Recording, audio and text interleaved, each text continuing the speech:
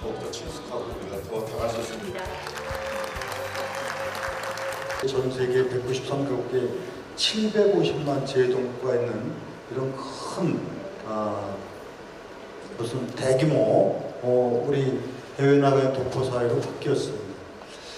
대한민국이 얼만큼 바뀌었냐는 건 아마 재외동포 여러분들은 현장에서 아실 겁니다. 반겨주세요.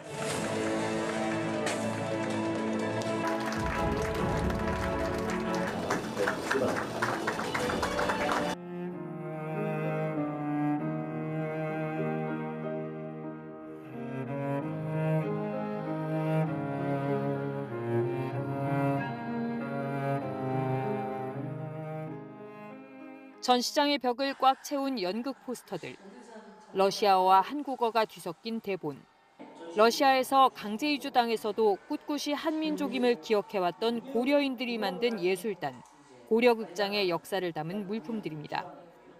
배우들의 사진과 당시 사용했던 악보도 보입니다.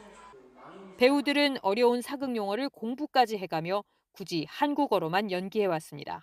160년이 된 세월 동안 그 고려 말을 잊지 않고 우리나라 말을 잊지 않고 이어가려고 노력했다는 그게 놀랍다는 거죠. 1932년 설립된 고려극장은 강제 이주와 고국 분단의 아픔을 겪었던 고려인들의 애환을 순회 공연으로 달랬습니다.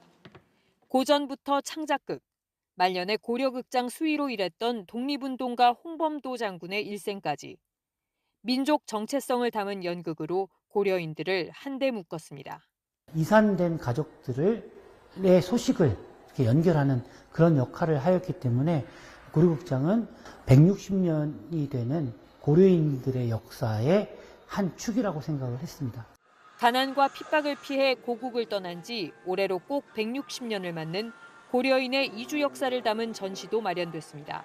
우리 조상 고려인들이 이렇게 이민 가서 참 어려운 상황 속에서도 이렇게 잘 살아와 찌끈지게 잘 살아온 것을 보니까 감명이 깊습니다. 민족 최초 해외 극장을 기억하는 이번 전시회는 내년 2월까지 관람객들을 만납니다.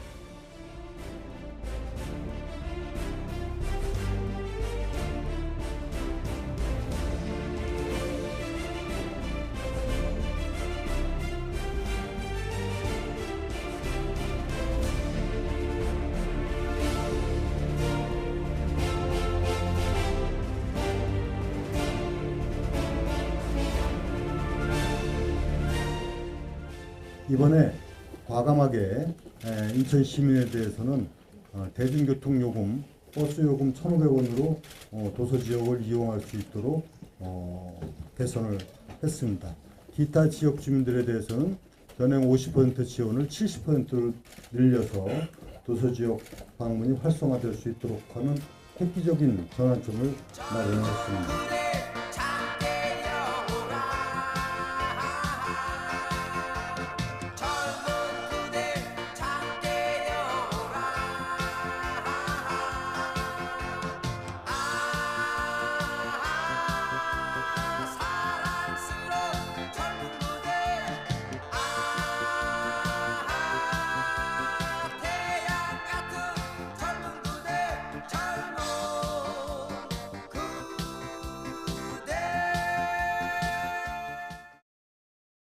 시청자 여러분 안녕하십니까? 1700만 인천 시민, 경기도민들과 함께 수도권의 다양한 이슈들을 심도 있게 짚어보는 인사이드 경인입니다. 오늘 요즘 같은 고물가, 고금리 시대 각 지자체에서는 시민들의 어려움을 덜어주기 위한 다양한 민생 정책들을 내놓고 있는데요. 그중에서도 특히 파격적인 민생 정책으로 주목을 받고 있는 곳이 있습니다. 바로 인천광역시입니다. 앞서 영상에서도 소개해드렸습니다마는 인천시가 시내버스 요금으로 백령도 등의 섬으로 오갈 수 있도록 관련 대책을 내놨습니다. 내년부터 모든 시민들을 대상으로 연안 여객선 전 노선 요금을 대폭 낮췄고요. 인천 주민이 아니어도 지금보다 훨씬 저렴한 가격으로 이용할 수 있다고 합니다.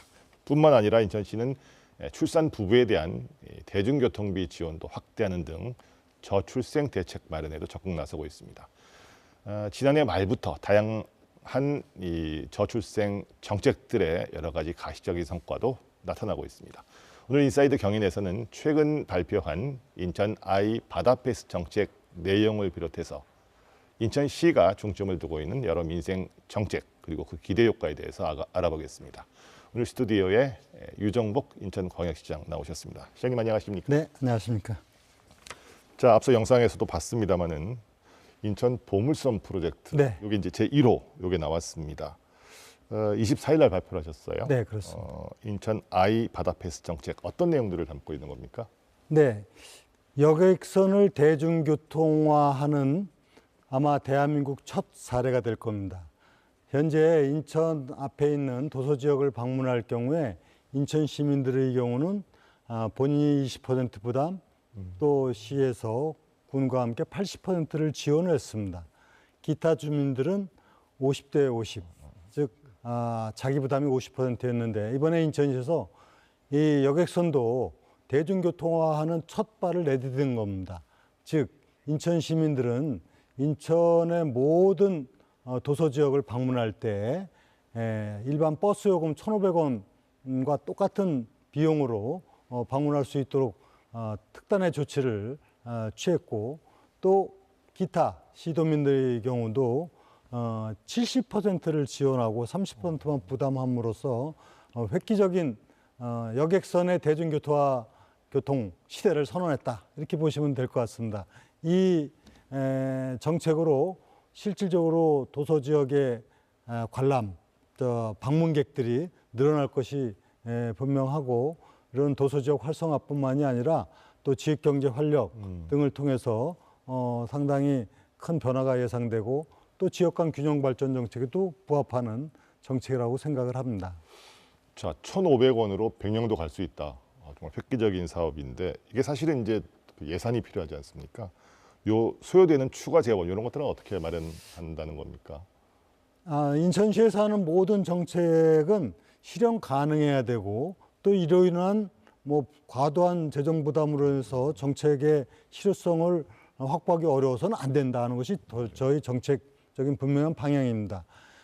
이 여객선을 대중교통화함으로 인해서 추가되는 지원은 지금 관광객이 10% 는다는 걸 또 전제로 했을 때 39억 6천억 정도 됩니다. 이 돈은 사실 인천시 예산이 15조인데 0.02%도 안 되는 아주 적은 예산이지만은 그 파급 효과는 대단히 클 거로 생각되기 때문에 우리 인천시에서는 이와 같은 실효성 있는 시민 체감 지수가 높은 정책 개발에 지금 주력을 해나가고 있습니다. 이 39억 6천억 중에서 이제 우리 인천시가 약 29억 정도 부담하고, 또 해당 지역인 옹진군에서도 한 11억 부담하는 재정 운영을 해 나가게 됩니다. 이게 이제 접근성이 획기적으로 좋아질 건 당연하고요. 그러니까 이제 시민들뿐만 아니라 그 타 지역에서는 관광객들도 많이 늘어날 것으로 예상이 됩니다. 자, 그러면 이제 섬 관광객이 늘어나니까 주민들도 되게 좋아할 것 같습니다. 섬 관광 지원 사업도요, 다채롭게 준비하고 있다고 들었어요. 네, 지금 여객선의 대중교통화는 도서 지역 접근성을 높인 것이, 이것이 출발점입니다. 실제는 그건 못지않게 중요한 것이 도서 지역을 어떻게 활성화시킬 것이냐. 여기에는 각 도서가 갖고 있는 특장점들이 있습니다. 문화적으로 좀 뭔가 보여줄 수 있는데, 또 레포츠 시설로서 할 수 있는데, 그리고 천혜의 관광을 또 즐길 수 있는데, 이런 특장점을 살려서 이 지역에 대한 지원 체계를 갖는 것이, 이것이 본질적으로 중요합니다. 그래서 인천에서는 보물섬 프로젝트가 각 도서가 갖고 있는 특징을 제대로 살려서 이런 문화, 스포츠, 관광, 심지어는 산업에 이르기까지 다양한 경쟁력을 갖도록 하는 부분에 주력을 할 것이고요. 또 특히 조금 더 크게 보면은 이 도서관의 연결을 인천뿐만이 아니라 서울까지 연결을 해서 한강에서 아라뱃길을 이용해서 1차적으로 덕적군도까지 가는 이런 그 관광 산업을 추진해 나가는 등 도서지역 활성화를 위한 다양한 정책을 하고, 특히 이제 서해 5도의 경우는 이제 백령도까지 지금 공항을 건설해서 비행기로 갈 수 있도록 하고 또 이 지역에 대한 특별한 그 정주 여건 개선 이런 부분에 주력을 해나가면서 우리 인천 앞에 있는 섬들이 그야말로 어렵고 힘든 소외된 지역이 아니라 보물섬으로 재탄생하도록 하는 것이 시의 기본적인 전략입니다. 그래서 그 프로젝트 이름도 보물섬 프로젝트다 이렇게 붙이신 거군요. 네. 자, 이번에는 그 저출생 대책도 또 인천시가 굉장히 발빠르고 앞서 나가고 있다는 평가를 받고 있어요. 요거 한번 짚어보겠습니다.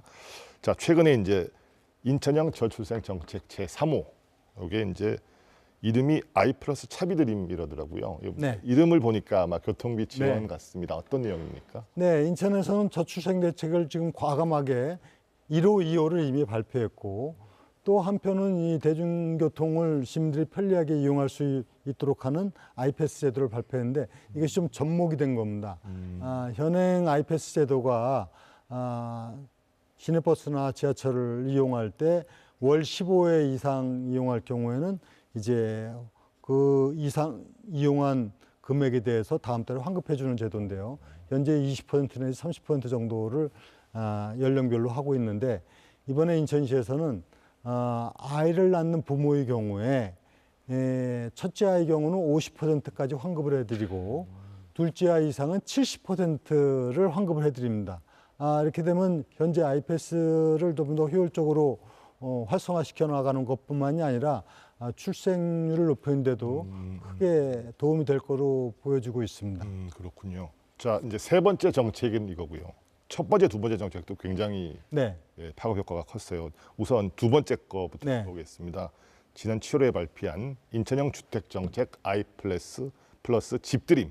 요거는 이제 그 이른바 천원주택 공급 사업이잖아요. 근데 이게 공공임대주택을 하루에 1,000원씩 내면 살 수 있다. 이것도 굉장히 획기적이었어요. 이 사업도 한번 소개해 주시죠. 네. 우선 이제 저출생의 요인은 뭐 매우 다양합니다. 이것은 뭐 경제적 요인, 사회적 요인, 가치관의 변화 다 많은 부분이 있는데 우선 정책적으로 좀 실효성 있게 할 수 있는 것을 몇 가지 발표하는 것 가운데 결혼해서 가장 시급한 문제가 이제 살 집을 마련하는 거 아니겠습니까? 근데 현실적으로 보통 임대나 전세 주택을 마련해서 살게 되는데 이것이 민간 주택의 경우는 월 임대료가 평균 인천시로 볼 때 76만 원 정도 되고 또 공공 임대주택의 경우도 뭐 28만 원, 38만 원 이처럼 상당히 부담이 됩니다. 그래서 인천시에서 이번에 인천에서 출생하는 아이가 있는 그 세대에 대해서는 하루 1,000원, 즉 월 3만 원으로 살 수 있도록 하는 주택을 공급하는 겁니다. 내년부터 1,000원씩 공급을 하는데 두 가지가 있습니다. 하나는 시에서 공급하는 주택에 들어가는 경우가 있고 하나는 그 신혼부부가 원하는 주택, 민간주택을 계약을 하고자 할 때 시가 대신 계약을 해주고 이것도 똑같이 본인 부담은 월 3만 원, 하루 1,000원을 하고 나머지 시에서 임대차 계약을 맺어서 들어갈 수 있도록 하는 이런 그야말로 획기적인 정책이 바로 1,000원 주택입니다. 이 1,000원 주택이 발표되고 나서 전국적으로 문의가 쇄도하고 있고 또 실질적인 효과가 이제 통계로 또 보여주고 있습니다만 나타나고 있고 이것은 이제 1,000원 주택이고요. 그 다음에 전세나 임대주택이 아니고 내 집을 아예 마련하겠다. 그 궁극적인 이제 목표를 갖고 있지 않습니까? 네. 이 경우에는 사실은 목돈을 한 번에 부담을 해서 집을 마련하는 거 쉽지가 않습니다. 대부분 은행 대출이자를 통해서 하는데 현재 은행 대출이자가 민간 부분은 4%, 5% 이렇게 갑니다. 네. 그리고 이제 신생아 특례 디임돌 대출이라고 1.6%에서 3.3% 제도가 있습니다.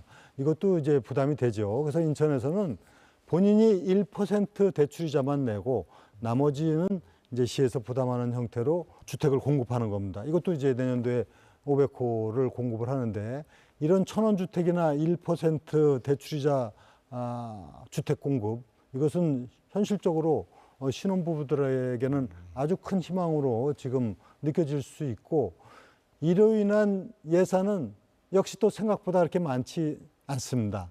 1,000원 주택 그리고 1% 대출이자 내년도 예산에 100억을 이미 세워놨는데 아까도 말씀드렸지만 인천시 예산이 15조가 되는 예산 중에서 극히 작은 예산 갖고 정책의 효과는 아주 큰 그야말로 뭐 흔히 얘기하는 가성비로 보면 대단히 좋은 정책이기 때문에 시민들이 상당히 인기가 있고 관심들이 높은 것이 사실입니다. 야, 보통은 이제 대출을 끼고 집을 사는데 이 주담대 대출 금리가 1%라면 네. 굉장히 많이 도움이 될 그렇습니다. 것으로 기대가 됩니다. 근데 사실은 인천시가 저출생 대책에 앞장선다는 것들을 가장 잘 보여준 건 1호 정책인 것 같아요. 네, 1호 정책이죠. 그 2월에 사실은 뭐 이종국 시장께서 저희 프로그램에도 나오셔가지고 네. 소개해 주셨지 않습니까? 이게 이제 그때 굉장했죠. 1억 플러스. 네. 그러니까 우선은 이 저출생 대책인데 1억이라는 말이 나온 게 이제 인천시가 처음이었고 네네네. 그 후에 각 기업에서 1억이라는 얘기가 나오기 시작했고 그렇죠. 그래서 적지 않은 파장을 일으켰습니다. 사실 저출생 문제로 정부가 여러 가지 다양한 정책을 하는 것은 사실입니다. 지금도 저출생 극복을 해서 정부가 쏟아붓는 예산이 1년에 50조입니다.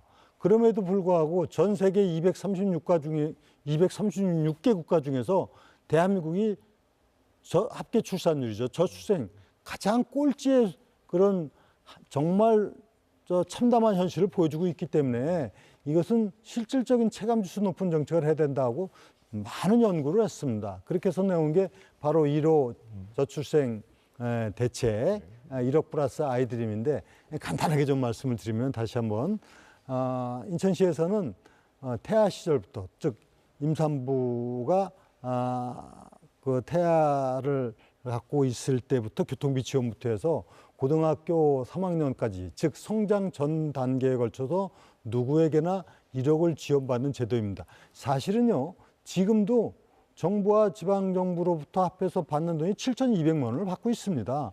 근데 체감지수가 매우 낮습니다. 그래서 이것을 개선한 것이죠.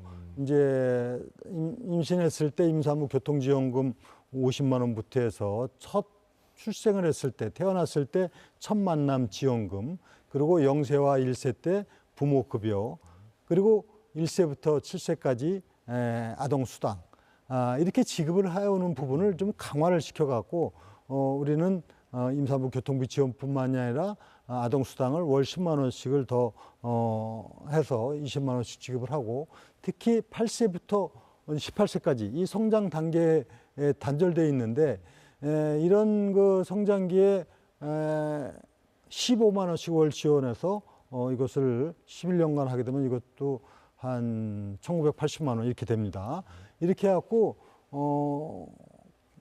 임신에서부터 고3까지 성장 전 단계에 걸쳐 누구라도 1억은 받는 지원 체계를 갖고 있는 것이고 여기에 이제 상황별로 예를 들어 저소득계층이라든가 또 뭐 기타 장애에 따른 추가 지원이라든가 이런 부분이 또 있습니다. 그래서 기본적으로 1억은 누구나 지급받는 이것이 바로 1억 플러스 아이드림 정책입니다.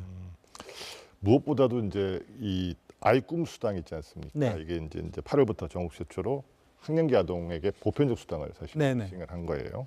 이 학부모들의 반응이 굉장히 좋을 것 같습니다. 어떤가요? 그러니까 아이 꿈 수당 이것은 이제 8살이 될 때 딱 단절이 되기 때문에 여기에 월 15만 원씩을 이제 지급하는데 이제 2024년 태어난 아이들부터 지급하다 보니까 그럼 그 전에 태어나서 8살이 되는 아이들은 어떻게 할 것이냐 해서 단계별로 4년 동안은 5만 원, 또 4년 동안 10만 원, 2024년 태어난 애들은 15만 원 이렇게 좀 구분을 두어서 정책을 추진합니다. 이 정책으로 인해서 사실상 상당히 호응도가 높아서 지금 인천시 경우 이런 1억 플러스 아이드림 현재 혜택을 보고 있는 사람만 4만 2천 명이 됩니다. 상당히 정책에 대한 시민 체감 지수나 호응도가 높다 하는 것을 알 수가 있죠. 사실은 제가 그 2월에 그 저출생 대책 1호 발표하실 때 그때 시장님은 이 저출생 문제 해결하지 않으면 대한민국의 미래가 없다. 네. 좀 걱정스러운 뭐 이런 톤이었다면 오늘은요 굉장히 자신감이 좀 붙으신 듯한 그런 목소리세요.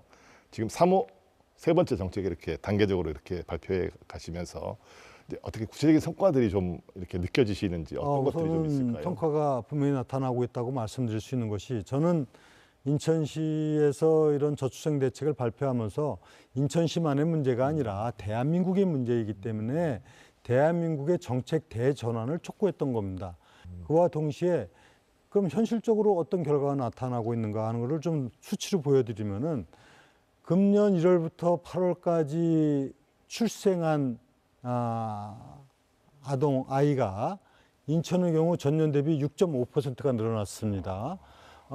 이것은 대한민국이 지금 몇 개의 시도가 늘어난 데는 있지만은 인천이 압도적 1위고, 11개 시도는 마이너스고 전국 평균이 마이너스 0.2 정도입니다. 근데 인천이 6.5%가 늘어났다는 것은 이건 정책의 어떤 실효성이 있다는 것을 입증하는 것이고, 다만 이제 이런 문제는 있습니다.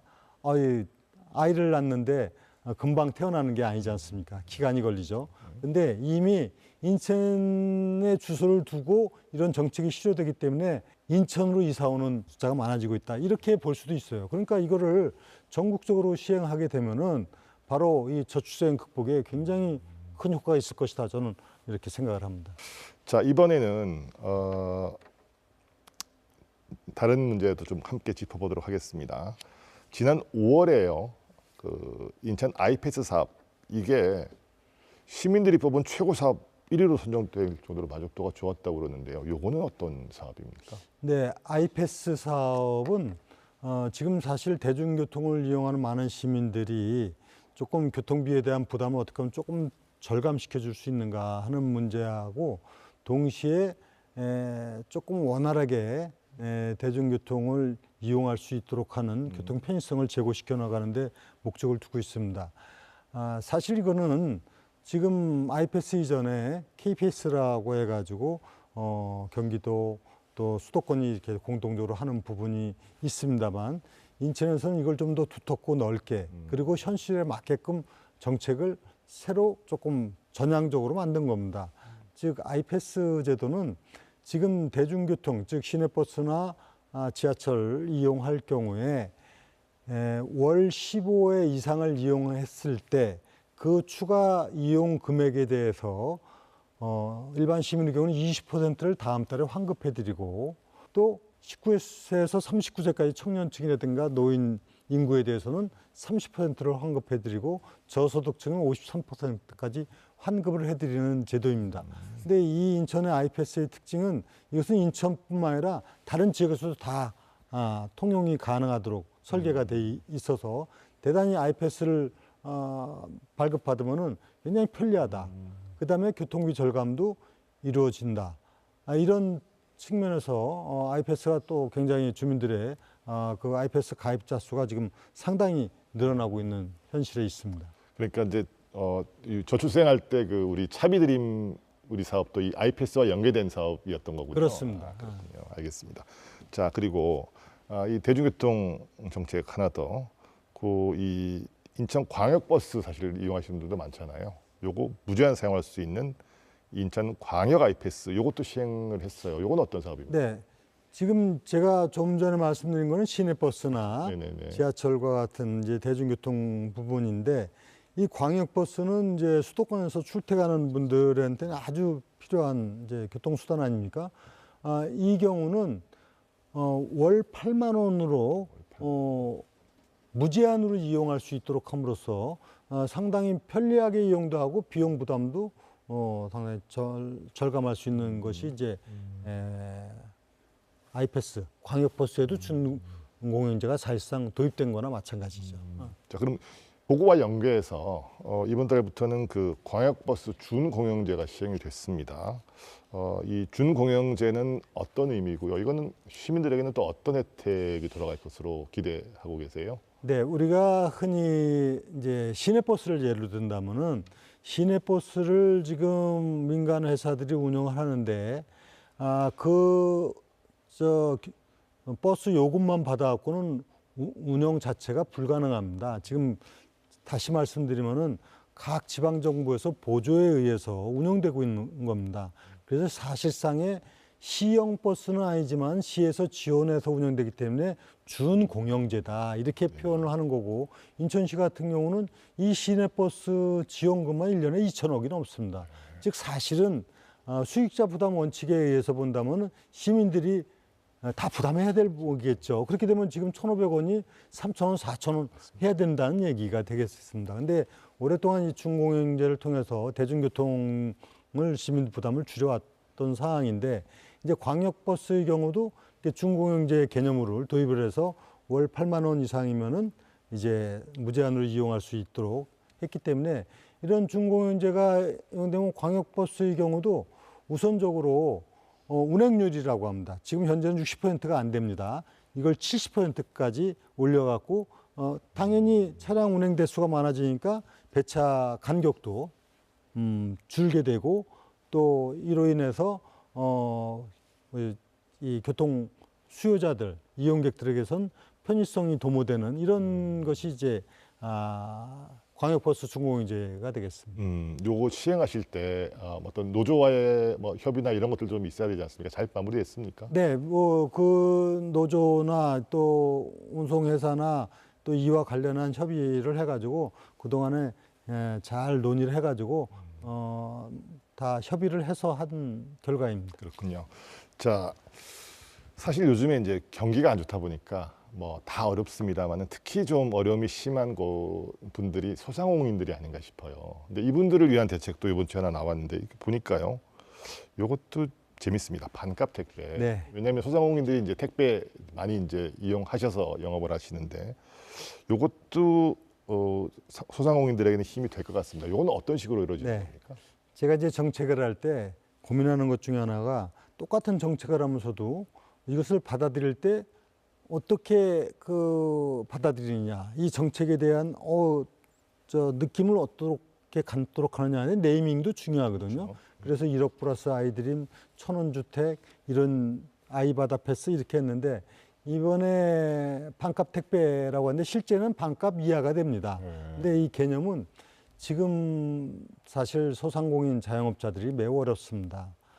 이 어려운 현실을 어떻게 좀 극복하고 또 지역 경제를 활력화시켜 나갈 것이냐 하는 고민 끝에, 지금 이제 택배를 일반적으로 생각할 때 이 소상공인 자영업자들은 하루에 택배 건수가 적은 데다가 소량이고, 그래서 이걸 대형 택배사하고 계약조차가 사실 어렵습니다. 그러니까 이 택배를 통해서 물건을 판매하는 게 쉽지가 않은 구조를 갖고 있습니다. 이것을 좀 쉽게 하도록 하기 위해서 인천에서 도시철도 1호선, 2호선에 집화센터, 집화시설을 둔 겁니다. 그렇게 해갖고 여기에 집화시설에 가서 배송 시스템을 전부 해가지고 보낼 곳을 갖다가 적어서 넣으면은 이제 그 서포터지에 의해서 지하철을 이용하고 해서 자동으로 처리가 되는 건데, 현재는 일반 배송의 경우 한 3,500원 이렇게 평균 들어가는 걸 1,500원으로 할 수 있습니다. 이렇게 하면. 그리고 이제 픽업을 통해서 이제 할 경우는 4,400원 하던 걸 2,500원 하니까 실제 이제 반값 정도로다가 각종 이런 택배 물류 배송을 할 수 있는데, 이 제도가 갖는 의미는 소상공인들이 이런 배송 자체가 어려웠던 부분을 원활하게 해준다. 그리고 택배비 부담을 반 정도로 줄였다. 그리고 배송이 굉장히 신속하다. 그렇죠. 왜냐하면 집화센터에서 한 번에 가기 때문에요. 즉 대형 택배사는 그 회사로 가서 거기서 또 전부 다 거점별로 나눠서 가던 것을 바로 추진하기 때문에 신속한 배달이 이루어진다. 그리고 이 배송 택배사로 가고 각종 차량이 동원되고 이런 부분들이 줄여지기 때문에 환경 피해도 줄이게 되는 겁니다. 배출가스도 줄이고, 그래서 일석삼조다. 배송비도 절감하고, 그리고 시간도 단축하고, 환경에도 좋고, 이런 뿐만이 아니라 궁극적으로는 이제 소상공인들의, 지금 저희가 시범 운영을 해보니까 매출이 10% 이런 이제 상향이 되고 있습니다. 이 제도가 되면은 소상공인들에게 큰 힘이 되고, 또 시민들 입장에서도 편리하게 안심하고 택배 서비스를 받을 수 있기 때문에 좋은 정책으로 인식을 하고 저희가 반값 택배 이렇게 명명을 한 겁니다. 야, 이것도 좋은 아이디어네요. 네네. 그러니까 이제 그 지하철 1, 2호선 요 지하철망이 유통망이 된 거네요. 네, 물류 유통망이 됐고 여기다 이제 지파센터 마련해서 설치를 했습니다. 지하철역이 뭐 시간이 늦을 리는 없지 않습니까? 그러니까 뭐 네네. 신속하게 네네. 배송되고 굉장히 좋은 정책 같습니다. 알겠습니다. 자, 이번에는 조금 다른 얘기도 한번 짚어보겠습니다. 요거는 이제 전국적인 이슈였어요. 요것도 시장님 취임 1년 차에 사실은 그 정당 현수막 난립 때문에 뭐 굉장히 논란이 많지 않았습니까? 뭐 미가 내치는 것도 그렇고 또 문구 자체가 너무 또 자극적인 문제도 있었고요. 자, 그래서 어쨌든 관련 조례 개정을 하고 최고를 추진했습니다. 근데 문제는 지난 7월이었나요? 대법원이 이제 제동을 걸었어요. 하위 법령인 조례로 국회 입법을 막는 것은 좀 위법하다. 이렇게 판결을 했습니다. 좀 섭섭하시긴 할 것 같은데 어떠신지요? 네, 뭐 사실 법적인 판단은 존중합니다. 그런데 이 법적인 문제를 떠나서 분명한 사실은 지금 난립하는 정당 현수막은 저는 이거는 옳지 않다. 정의롭지도 않고 그다음에 헌법에 수상한 평등권에도 정면 위배되고 또 내용적으로도 정말 선동적이고 자극적이고 그리고 뭐 자기 홍보적 성격도 강하고 이것이 어떤 정책 홍보 기능도 아니다. 그래서 이건 잘못됐다 하는 걸 분명히 저는 여러 경고를 했는데도 불구하고 이게 안 되기 때문에 인천시에서 조례를 제정해서 전부 다 이 현수막을 걷어낸 겁니다. 걷어냈는데 이제 5개 광고물법에는 정당 현수막을 걸 수 있도록 국회에서 재작년에 이런 법을 개정을 해놓은 것이 문제였죠. 그건 조례로서 이런 부분에 제동을 거는 것이 문제라고 대법원에서 얘기를 했지만은 그러나 명백한 지금도 갖고 있는 소신은 이건 명백하게 잘못된 것이다. 이런 생각을 갖고 있는데 다만 저희 이런 주장에 대해서 정부도 또 국회도 인정을 해서 5개 광고법을 개정을 했습니다.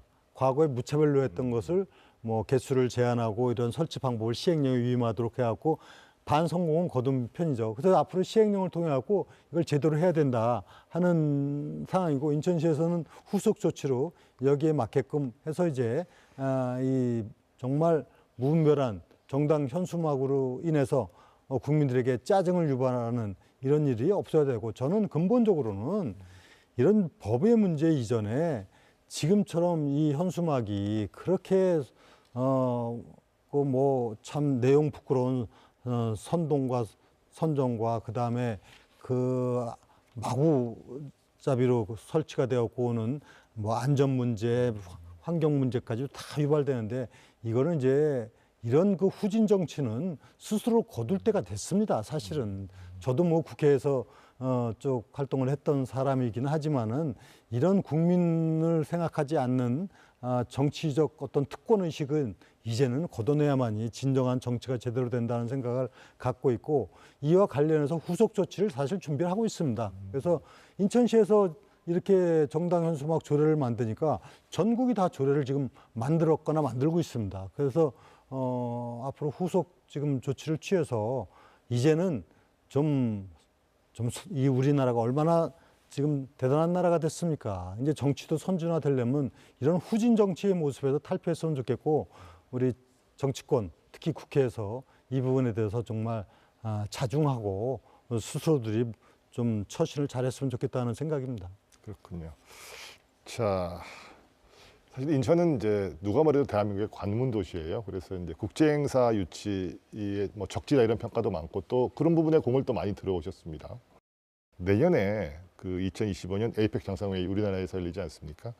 요 인천에서는 이게 이제 회의를 근데 좀 분산해서 여는 것 같아요. 인천에서는 정상회의와 연계한 핵심 고위 관리 회의 요거를 이제 유치를 하셨습니다. 요거는 어떤 회의고 또 어떻게 준비하고 계십니까? 네, 에이펙 회의와 관련해서 그동안에 사실 인천시도 많은 준비를 해왔고 합니다만 이제 뭐 경주로 정상회의가 결정이 됐는데 제가 상당히 이 문제에 대해서 문제 지적을 했습니다. 사실상의 수능 만점자를 배제한 것과 똑같다고 강력하게 어필을 한 것은 인천이 갖고 있는 이 공항이나 또 각종 호텔이나 회의장이나 이 인프라는 타의 추종을 불허합니다. 그럼에도 불구하고 이렇게 된 부분은 이거는 대단히 국가적으로 볼 때 좀 미흡한 그런 결정을 했다 해서 어필은 했지만은 또 결정이 됐기 때문에 저는 그 부분에 대해서는 존중을 하되, 다만 이 에이펙 회의를 통해서 대한민국이 좀 더 전 세계적으로 어떻게 더 미래의 그 발전적인 모습을 보여주고 또 실제 경쟁력을 확보하는 단계로 가야 되는 거 아니겠습니까? 그래서 외교부 장관을 만나서 이런 얘기를 쭉 했습니다. 결론을 말씀드리면은 실제 정상회의는 경주에서 하지만 사실상 에이펙 회의가 그렇게 정상 모이는 건 뭐 잠깐이고, 실제 한 3달에 걸쳐서 많은 세계적인 지도자들, 에이펙 국가의 지도자들이 모여서 다양한 회의를 여는 게 에이펙입니다. 아시아태평양 회의체이기 때문에, 경제 공동 회의체이기 때문에 실질적으로 인천이 갖고 있는 이 훌륭한 인프라와 여건을 감안을 해서 거기 많은 회의 중에서 이제 가장 큰 회의가 솜3라고 그래갖고 고위관리 회의가 있습니다. 이거는 약 3주간에 걸쳐서 세계적 지도자 3천여 명이 회의에 참석하게 되는데, 이것은 뭐 제가 보건대는 당연한 얘기지만 인천에서 하는 거로 결정이 됐고, 또 정상들 외에 장관 회의가 있습니다. 각 부처 장관들이 그 각국의 장관들, 그다음에 관계자들이 모여서 회의를 하는 건 매우 중요한 회의체인데, 11개 장관 회의가 있는데 인천이 5개 장관회의를 인천 사람도 제일 많이 엽니다. 그래서 실질적으로 외교부에서도 이번 에이펙 회의는 결국은 분산 개최다. 그런 가운데 인천이 가장 중요한 회의, 큰 회의체를 다 인천에서 하게끔 돼서 이거는 뭐 저희 인천의 문제를 떠나서 대한민국이 이렇게 해야만이 에이펙 회의를 통해서 대한민국이 제대로 된 모습을 보여주고 또 성과를 낼 수 있다. 이런 측면에서 지금 내년도 에이펙 회의를 준비를 하고 있습니다. 그렇군요. 자, 그리고 뭐 에이펙 정상회의장은 이제 유치에 실패했지만은 사실상 에이펙 네. 상당수 회의를 인천에서 다 연다, 이런 말씀이신데요. 또 하나 좋은 소식이 있어요. 그 2025년 세계 한인 경제인데요. 이것도 규모가 꽤 큰 행사인데, 요거 유치에 성공했다고 들었습니다.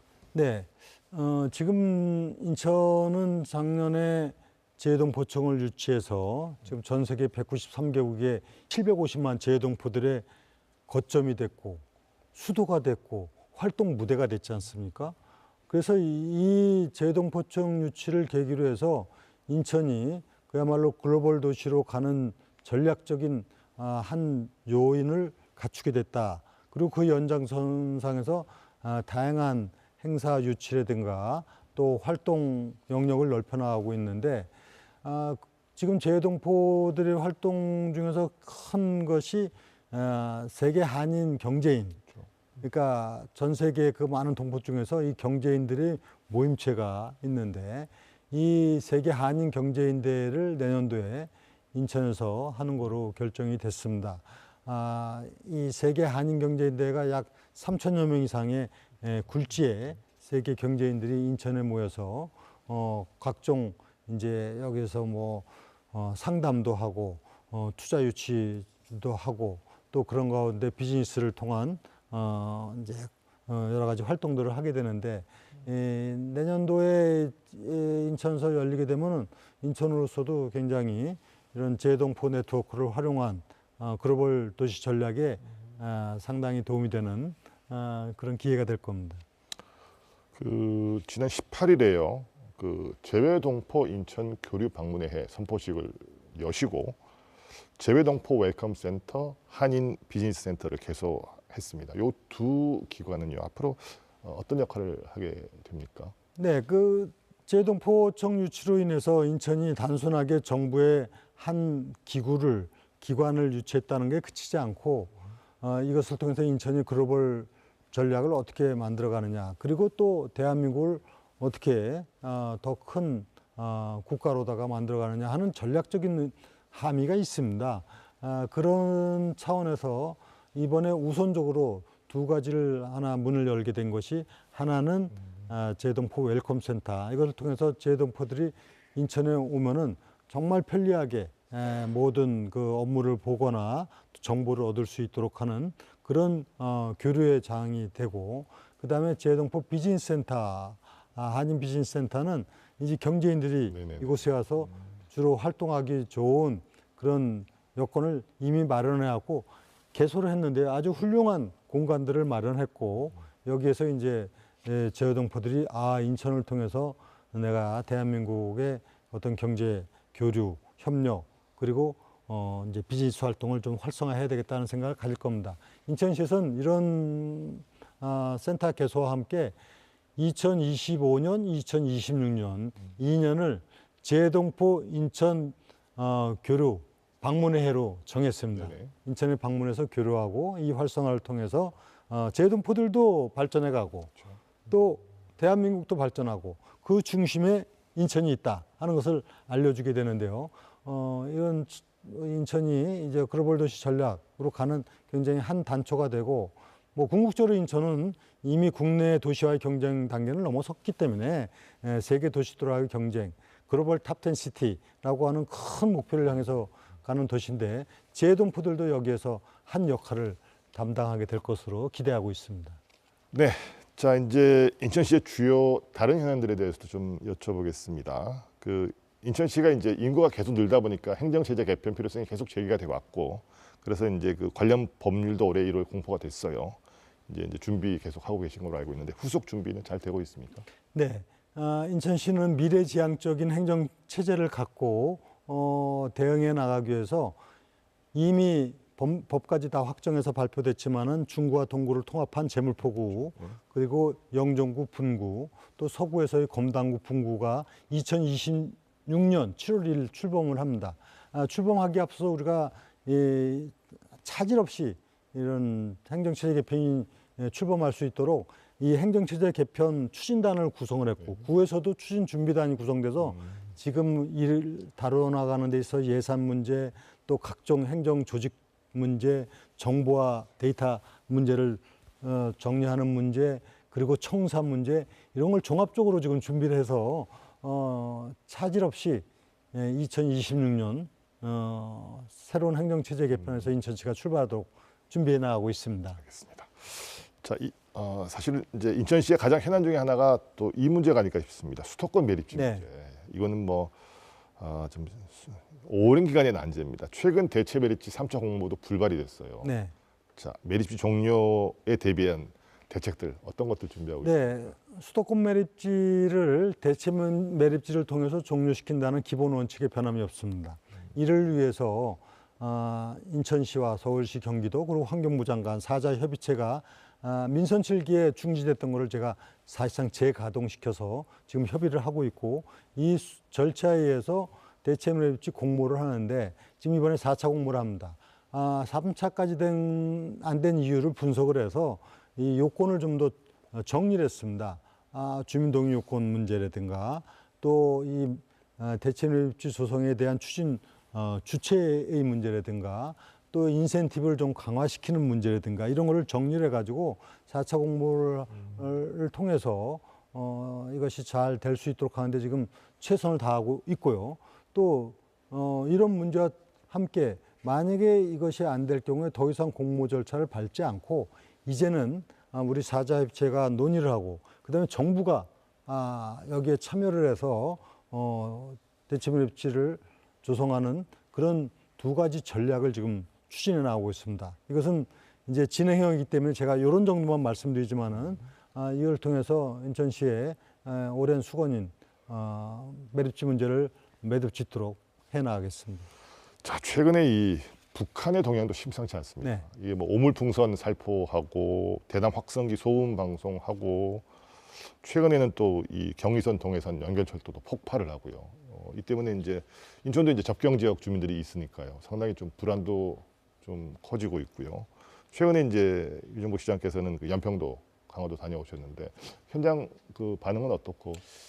네, 지금 말씀하신 대로 지금 북한은 지속적으로 도발을 해오는 가운데 이번에는 조금 새로운 도발, 말하자면 우물풍선 살포라든가, 또 대남 확성기를 이용해서 그냥 이상한 괴성 같은 거를 이제 방송을 해야 되는 문제 등 좀 비열한 도발을 하고 있습니다. 이런 문제에 대해서 우선 첫째는 철저하게 안보 태세를 갖춰야 되기 때문에 저는 연평도를 방문해서 지역 주민들과 함께 이런 문제에 같이 우리가 힘을 모아서 대응해 나가기 때문에 좀 너무 염려하지 않도록 말씀을 드리고, 또 군부대도 방문해서 철저하게 대북 안보 태세를 갖추도록 하고, 그리고 강화도도 방문해서 강화에 가서 이제 지역 주민들도 만나서 이런 문제에 대해서 지금 정부하고 협의를 하고 있는데, 확성기 소음으로 인한 피해를 어떻게 구제할 것이냐, 이런 문제 등을 대응을 하고 있습니다. 자, 이제 어느새 이제 민산 8기도 이제 출범 2년을 지나서요, 반환점 돌았습니다.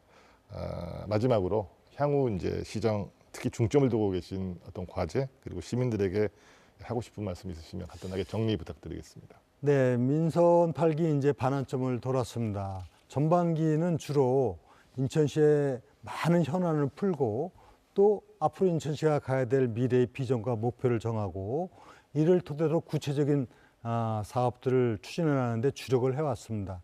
그리고 그 가운데서도 정말 시민들의 어떤 체감지수 높은 정책을 발굴하고 추진하는 데 주력을 했습니다.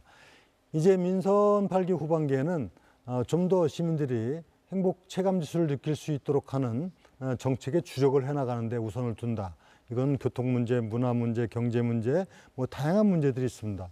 그와 동시에 역시 또 인천이 갖고 있는 많은 현안들을 차질 없이 풀어나가는 데도 주력을 해나가면서 인천은 결국은 다른 도시와는 더 차별화된 대한민국의 미래를 열어갈 그런 미래형 창조형 도시이기 때문에 미래를 준비하는 데도 소홀함이 없도록 할 것입니다. 남은 반환점을 돈 남은 기간 동안에도 300만 시민과 함께 인천의 꿈을 실현시켜서 대한민국의 미래를 열어갈 수 있도록 혼신의 노력을 다해 나가겠다는 말씀드리고, 우리 시민 여러분들의 많은 응원과 또 성원을 부탁드립니다. 인천은 190개가 넘는 섬을 품은 우리나라의 대표적인 해양 도시입니다. 그런 만큼 인천시에서는 섬 주민들의 편의와 섬 관광 확대를 위해서 전국 최초로 여객선의 대중교통화 실현을 위해서 앞장서 나가고 있습니다. 이번 기회를 통해서 인천 지역 섬 지역 관광이 확대되는 것은 물론이고, 장기적으로는 지역 경제가 활성화되기를 바라고요. 또 최근 다양한 성과를 내고 있는 인천의 여러 민생 정책들이 다른 지자체에 귀감이 됐으면 하는 바람입니다. 오늘 인사이드 경위는 여기서 마무리하겠습니다. 시청해 주신 여러분 고맙습니다.